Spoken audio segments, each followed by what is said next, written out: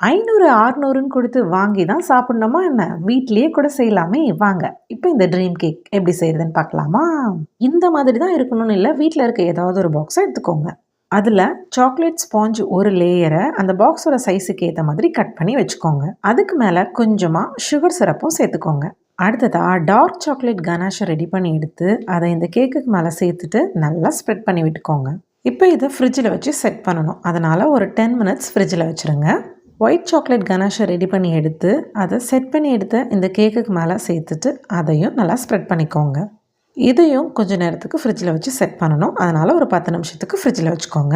அடுத்ததாக மில்க் சாக்லேட்டை மெல்ட் பண்ணி அதையும் இந்த கேக்குக்கு மேலே சேர்த்துக்கோங்க. மில்க் சாக்லேட் இல்லைன்னா பரவாயில்ல, அதுக்கு பதிலாக டார்க் சாக்லேட்டையும் கூட சேர்த்துக்கலாம்.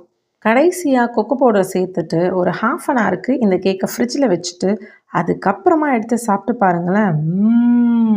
அப்படி இருக்கும்.